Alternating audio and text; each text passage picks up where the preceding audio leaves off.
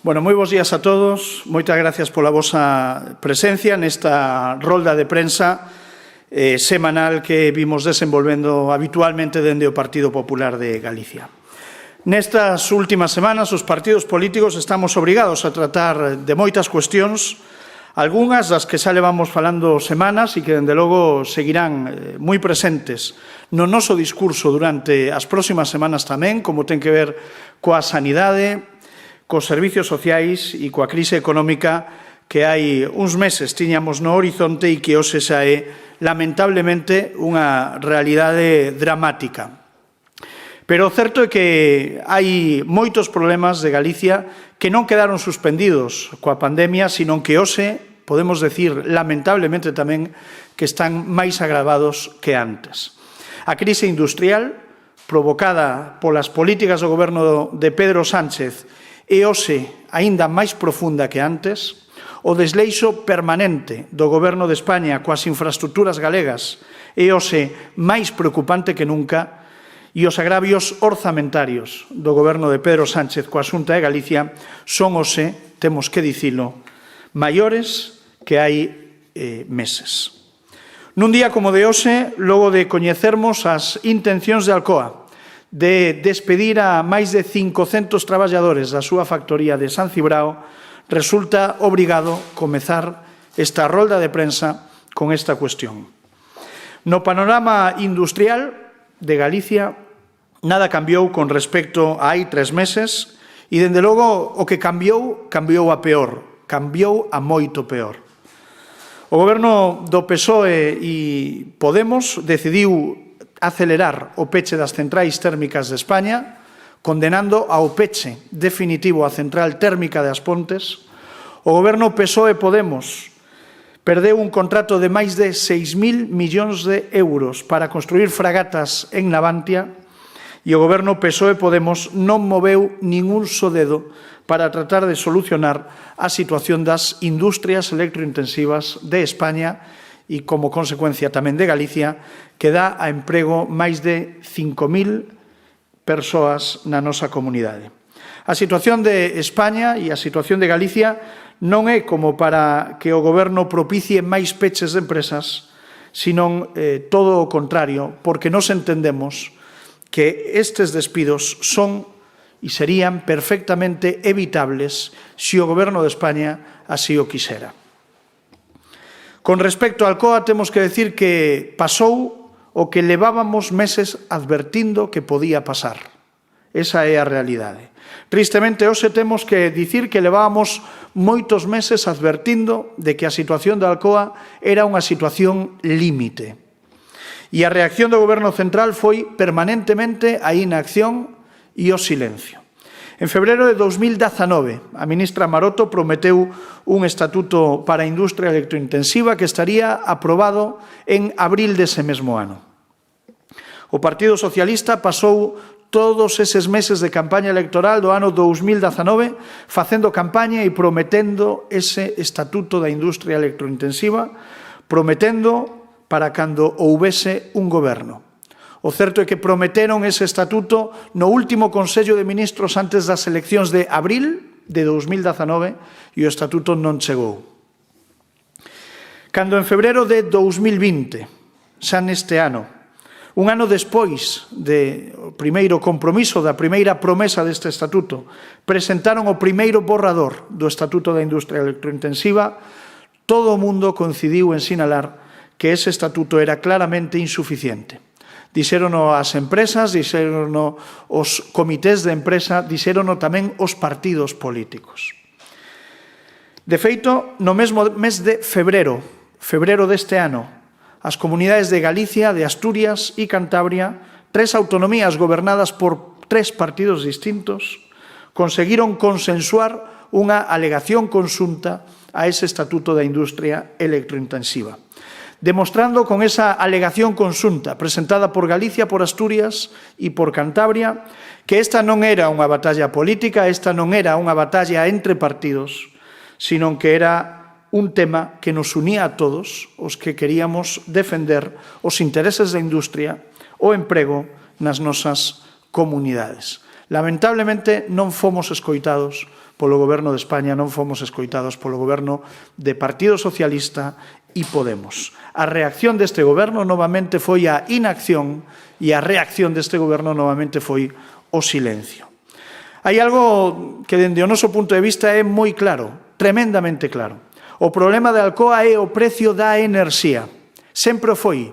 E, polo tanto, a solución sempre foi resolver e establecer un precio competitivo para as industrias electrointensivas do noso país. Nada máis e nada menos que o mesmo que fan o resto de países da nosa contorna comunitaria. E, polo tanto, como o problema de Alcoa é o precio da enerxía, o certo é que está na man do Goberno de Pedro Sánchez solucionalo e deixar de xogar co futuro de miles de familias da Mariña lucense.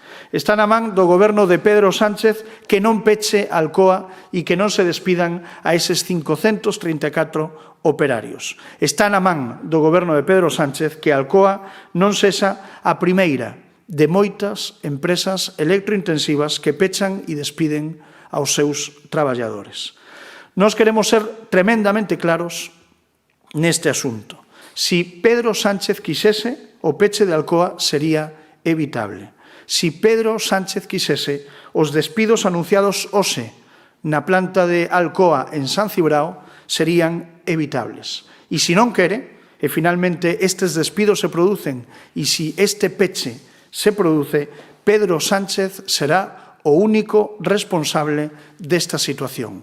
Pedro Sánchez e tamén os socialistas galegos que, en vez de alzar a voz reclamando un posicionamento claro en defensa do emprego por parte do Goberno de España, aplauden cada unha das inaccións e do silencio do Goberno de Pedro Sánchez. Falábamos de distintos desleixos do Goberno de España hacia a nosa comunidade e o segundo é o que ten que ver coas infraestructuras. Seguimos sen ningunha certeza sobre a data de chegada da alta velocidade a Galicia nin da súa posta en funcionamento. E neste contexto, esta semana coñecimos ademais as intencións do Goberno Central de suprimir o tren hotel, que é unha conexión fundamental de Galicia con Madrid e con Barcelona. E con isto queremos ser moi claros. Nós creemos que a crise do COVID non pode ser, en modo algún, unha excusa para reducir servicios públicos aos cidadáns. Levamos meses denunciando dende Galicia, dende o Partido Popular de Galicia, o desmantelamento progresivo dos servicios ferroviarios que operan na nosa comunidade. O peche do servicio de ventas de billetes en distintas localidades galegas, as averías constantes, continuadas, nalgúnas liñas que afectan especialmente as provincias de Lugo e Ourense, e seguiremos denunciando mentres o Goberno Central siga desprezando a nosa comunidade. E, en terceiro lugar, nós queríamos falar da débeda económica que o Goberno de Pedro Sánchez mantén co Goberno galego, coa Xunta de Galicia. Nós non imos esquecer o que se lle debe a Galicia, porque o que se lle debe a Galicia se lle debe aos galegos. E a nosa obriga, como representantes lexítimos do pobo de Galicia, como partido maioritario que representa a nosa comunidade, a nosa obriga é defender os intereses de Galicia. E, polo tanto, hoxe temos que falar deses agravios económicos, agravios orzamentarios do Goberno de España coa Xunta de Galicia. Seguimos cos 370 millóns de euros pendentes da mensualidade do IBE e dos incentivos polo déficit que nos terían aliviado, sen lugar a dúbidas, a situación que viviu a nosa comunidade durante as últimas semanas. Nada se sabe desa débeda que o Goberno de España mantén coa nosa comunidade. A esta débeda que viñamos reclamando xa dende os últimos meses do ano 2019, se engaden agora novas débedas coa nosa comunidade, como a retirada dos 100 millóns de euros que o Goberno de España lle retén a Xunta de Galicia no que ten que ver coas políticas activas de emprego que lle corresponden á Xunta de Galicia, ou o reparto equivocado dos fondos do IRPF ás autonomías, nos que Galicia queda claramente perxudicada fronte a outras comunidades. Nós queremos ser claros nesta materia, dende logo, o Goberno galego e o partido que o sustenta, o Partido Popular de Galicia, vai manter vivas todas esas reivindicacións. Todos os agravios que o goberno de Pedro Sánchez comete con Galicia teñen, sen lugar a dúbidas, como principais protagonistas ao Partido Socialista e a Podemos. Pero tamén teñen cómplices. E eses cómplices na nosa comunidade se chama BNG, Bloque Nacionalista Galego, o Bildu Galego, socio da investidura e apoio parlamentario de Pedro Sánchez, aínda que a semana pasada tamén fose parte da longa comitiva de enganados polo presidente do Goberno de España ante a votación da prórroga do estado de alarma. Fronte a isto, dende o Partido Popular de Galicia, garantímoslle aos galegos que, sen lugar a dúbidas, seguiremos defendendo os intereses de Galicia. Seguiremos traballando e seguiremos actuando en materias prioritarias como son a sanidade, a protección social e o emprego. Pero tamén volveremos a poñer en riba da mesa, tamén volveremos a poñer o foco sobre problemáticas permanentes, continuadas, dende que goberna Pedro Sánchez, como é a industria, as infraestructuras ou a xestión rigurosa das contas públicas como ata agora. Seguiremos sendo o que sempre fomos no Partido Popular de Galicia, un partido útil a Galicia que pretende dar resposta ás necesidades, ás inquedanzas, ás reivindicacións dos galegos e as galegas. Vou rematar a rolda de prensa, pero antes de facelo quero referirme a unha última cuestión, que é o informe que onte presentou o secretario xeral dos socialistas galegos como se dun informe de expertos sanitarios se tratase. É verdade que o informe non está firmado, por ninguén e algo que sorprende, sen lugar a dúbidas. Da lectura do informe despréndense importantes contradiccións, datos que desmontan teses socialistas como que a xestión das residencias en Galicia non foi axeitada. Lendo a sucesión de imprecisións, de incorreccións e de falsidades que se desprenden dese informe, a conclusión está clara. Menos mal que en Galicia esta situación non a tivo que xestionar un goberno presidido por Gonzalo Caballero. Temos que agradecer que o Partido Socialista en Galicia rectifique e no informe recoñeza algúns feitos que nas últimas semanas levaban negando e levaban mantendo. Feitos como que Galicia contivo a presencia do virus nas residencias moito mellor que o conxunto de España, unha realidade que o PSOE admite agora neste informe, ou feitos como que Galicia se adiantou e foi pioneira na creación de residencias integradas para tratar coa mellor calidade sanitaria e asistencial aos maiores que deron positivo por COVID. Galicia adiantouse e este informe de expertos que onte presentou Gonzalo Caballero así o avala. Pero eu quixera chamar a atención sobre un aspecto deste informe que nas últimas horas descubrimos. O certo é que, según revisa as propiedades do documento, do PDF remitido onte polos socialistas galegos aos distintos medios de comunicación, se un acude ás propiedades do documento, os metadatos do documento, sorprende ver que o nome orixinal do documento non é ese. Sorprende ver que no proceso de conversión dun documento de Word a un documento de PDF, o documento cambia de nome e o documento anterior, o documento orixinal, se chama Retocado Gonzalo. É dicir, o presunto informe dos técnicos, se un atende o título que lle deu o señor Gonzalo Caballero, foi retocado polo secretario xeral dos socialistas. Creo que o señor Gonzalo Caballero debelle unha explicación a moita xente e debería aclarar por que retocou o informe dos expertos sanitarios, que engadiu, que recortou, por que o informe non está firmado, e creo que o señor Caballero debería comparecer ante os medios de comunicación canto antes e dar as explicacións convincentes. Non vale agocharse, non valen as excusas. O señor Caballero retocou o informe dos expertos sanitarios e, polo tanto, debe dar explicacións porque, dende o noso punto de vista, estamos ante unha conducta grave. Os medios de comunicación, a Xunta de Galicia, o resto dos partidos, os galegos e as galegas, merecemos unha explicación e nos agardamos que o señor Gonzalo Caballero as aporte canto antes. Eu remato xa e fago como en todas as roldas de prensa.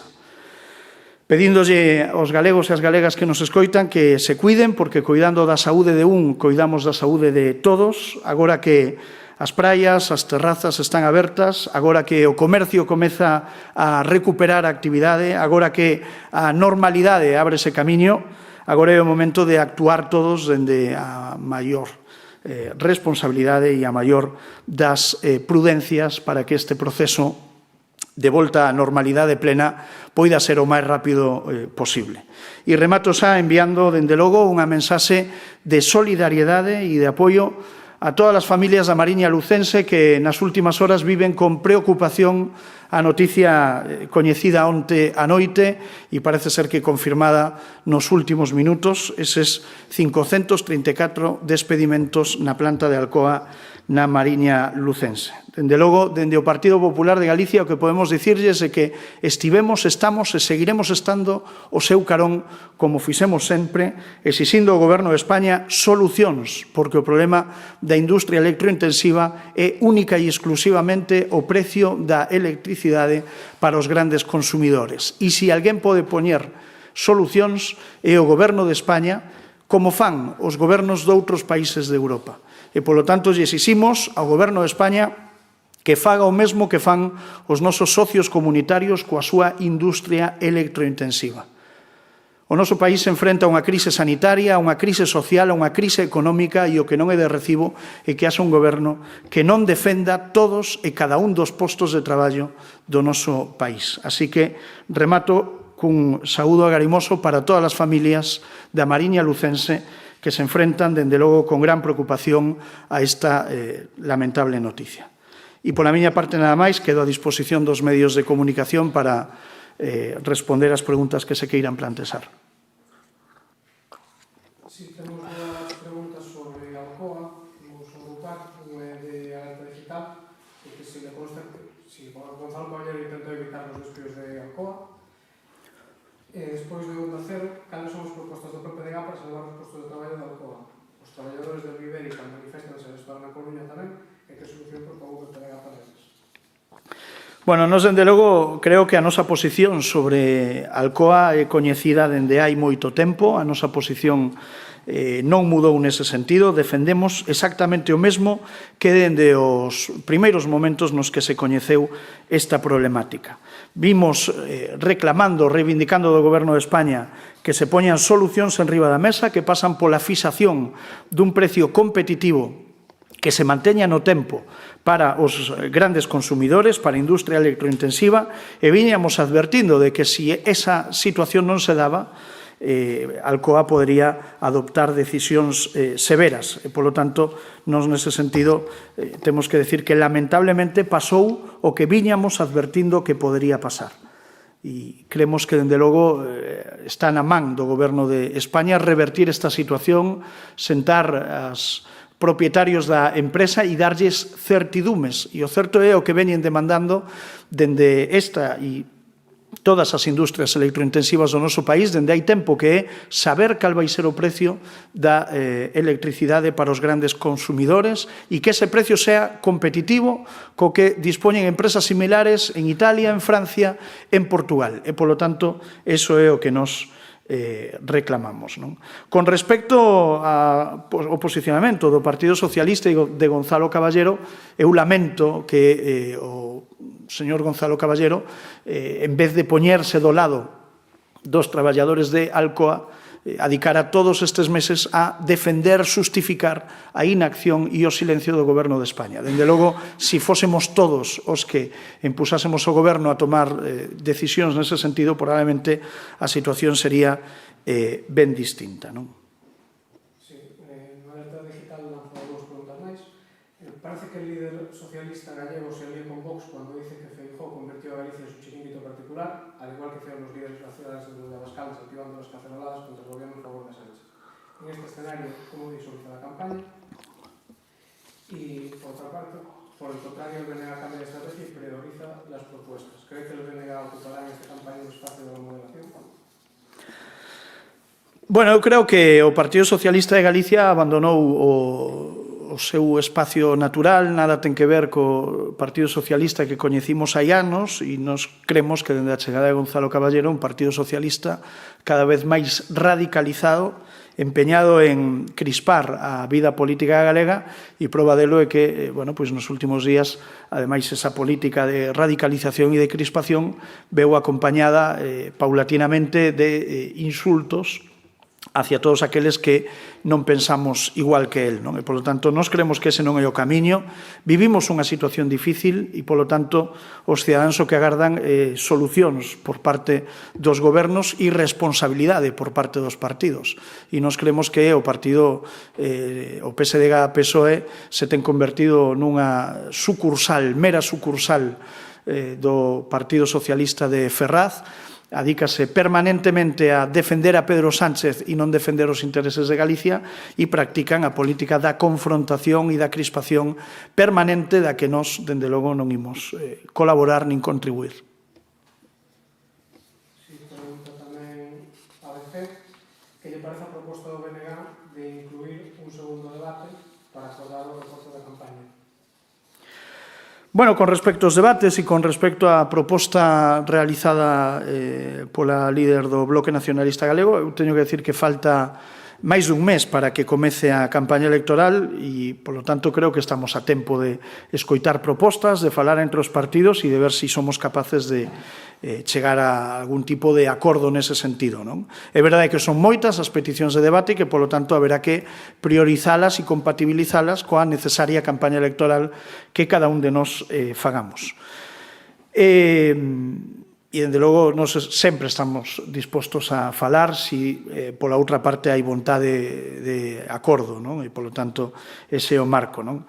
Eu creo que é xusto recoñecer que, por parte do Bloque Nacionalista Galego, si se fixo unha proposta pública que se nos trasladou formalmente e que, ao menos, resulta un punto de partida para estudar, para analizar, para contemplar. Por parte do PSDG-PSOE nos propusemos un acordo entre os partidos para reducir a campaña electoral, e o certo é que o único que recibimos por parte do PSDG-PSOE foron insultos, non? Por lo tanto, non nos parece un espírito moi constructivo para intentar chegar a un acordo sobre nada, pero, nos imos acostumándonos xa a cale o nivel e cale o estilo do PSDG-PSOE do señor Gonzalo Caballero, non? A semana pasada xa o dixemos, non?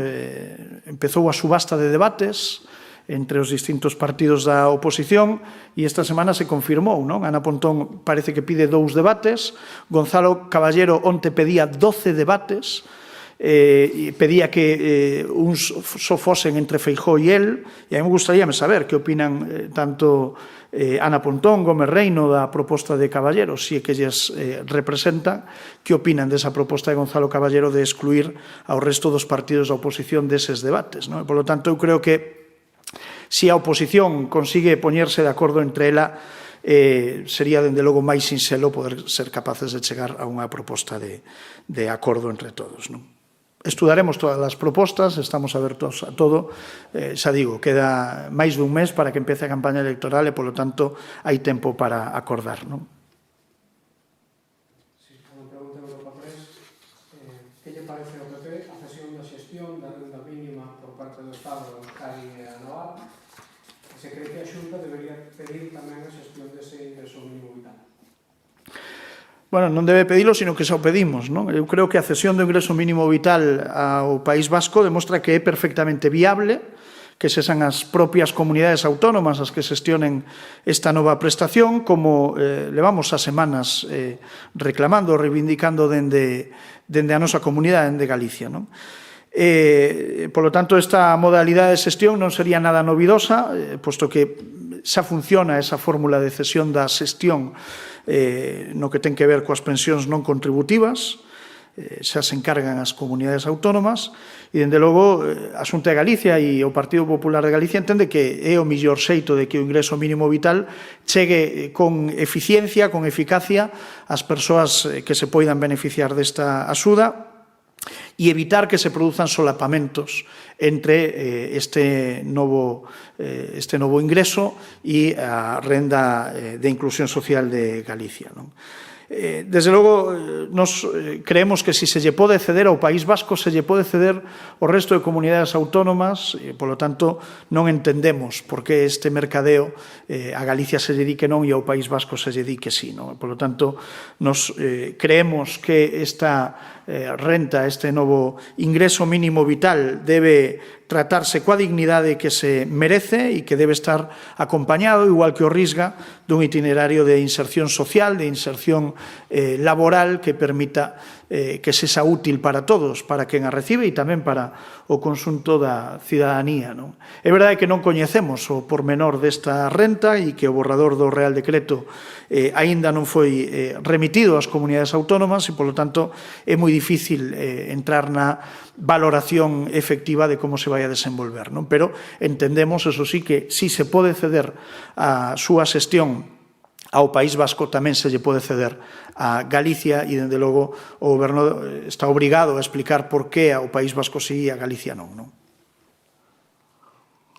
Unha última pregunta, de momento, de Galicia Continental. E falaba agora do BNG e das súas alianzas con Esquerra Republicana e con Bildu. Cree que é un partido máis fiable e institucional que o PSOE? Eu creo que, o dicía antes, non? Eu creo que o Partido Socialista en Galicia se esqueceu dos seus vínculos co territorio e entenden que son unha franquicia, unha sucursal do PSOE de Ferraz e, polo tanto, están atados a esa dependencia absoluta e, polo tanto, non defenden os intereses de Galicia maioritariamente, na maioría dos casos. E, con respecto ao BNG, nos creemos que a actitude do BNG ten mudado moito, porque é certo que o BNG está moi supeditado ao Partido Socialista, porque é con quen cogoberna ali onde pode, son os seus socios, e, polo tanto, o BNG se ten convertido, en primeiro lugar, en cómplice de todas as políticas desenvolvidas polo Partido Socialista e, en segundo lugar, nunha sorte de marioneta disposta a aceptar absolutamente todo o que faga o Partido Socialista e o goberno de Pedro Sánchez. E, polo tanto, nos temos que avaliar a posición de cada un dos partidos entendendo si son útiles ou non a Galicia, e nos entendemos que nin o PSDG-PSOE nin o Bloque Nacionalista Galego son útiles a Galicia. Vemos, ademais, nos últimos días que, probablemente estamos ante o Bloque Nacionalista Galego máis radicalizado dos últimos tempos. Os seus socios fora de Galicia son Esquerra Republicana e Bildu, os herdeiros de Batasuna, e, polo tanto, non somos nós os que dicimos con quen se alinea o Bloque Nacionalista Galego, son eles os que se alinean con determinados partidos cando se trata de citas electorais como as eleccións europeas. E, polo tanto, cando o Bloque Nacionalista Galego se alinea con Bildu, pois creo que se autodefine perfectamente cal é a súa posición en canto á radicalidade das súas posturas e da súa forma de facer política.